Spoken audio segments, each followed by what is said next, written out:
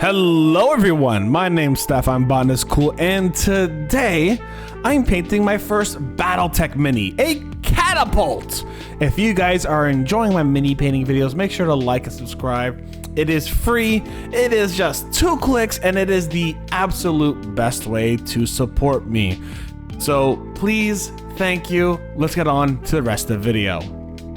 I'm gonna tell you the colors I used real quick. From Army Painter's D&D collab, I used Frost Blue, Ghostly Blue, and Merfolk Turquoise. From Army Painter in general, I used Gloss Varnish and Matte White. And from Citadel, I used Lead Belcher and Drakenhoof Nightshade. That is one hell of a name right there that I probably mispronounced, and my apologies if I did. But the reason why I chose these colors is because I ended up having to go faction hunting. I didn't want my first Battletech mini to just kind of be a random color that I just kind of pulled out of my butt, which you can do because mercenaries are a thing in this world. So, I mean, technically, I could have done that, but I didn't really want to do that. So instead, what I did was I went faction hunting within the camospecs.com website. This was a website recommended to me by a new friend in a Discord, link down below, who came in saying, I saw your Battletech content, I wanted to talk about it, so here I am. I'm like, yes, come on in, friend. And as I went through everything, I saw that there was like the House Davian, I recognized that a bit. I saw there was like Clan Wolf and Clan Ghost Bear or something, and I recognized those from a video I had watched before.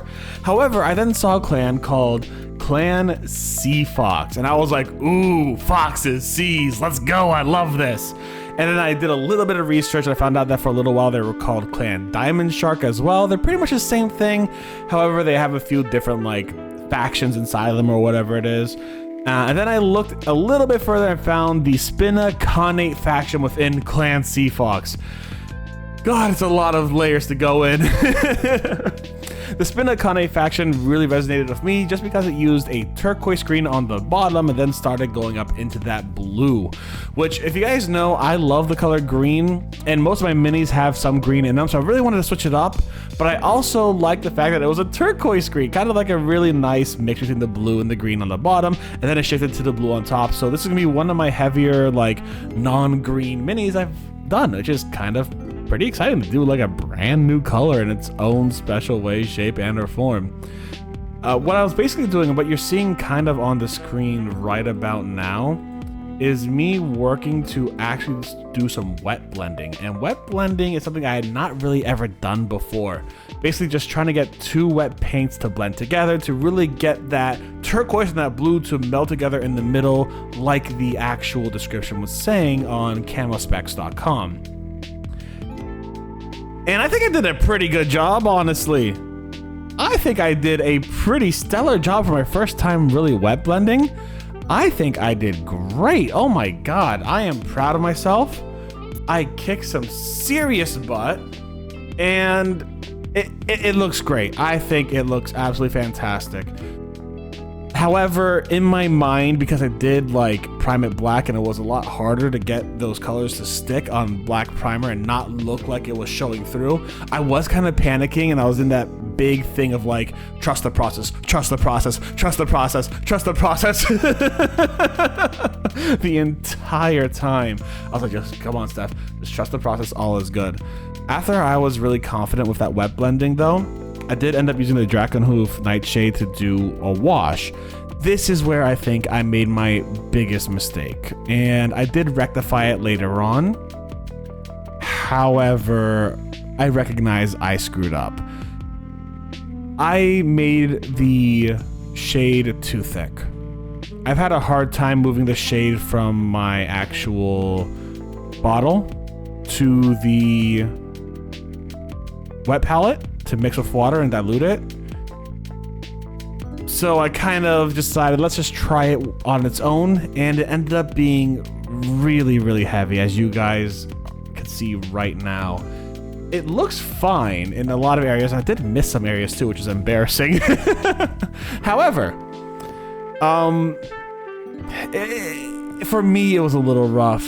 I decided at that point I was going to start, you know, edge highlighting. I decided to use the same colors to edge highlight it as well because it was already so dark. The turquoise could edge highlight the turquoise, the blue, and then I would mix those two to actually get that middle area, which it worked fantastically.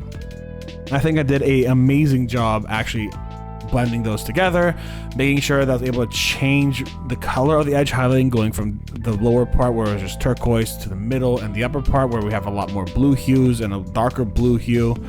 And yeah, I think I did a pretty good job with that.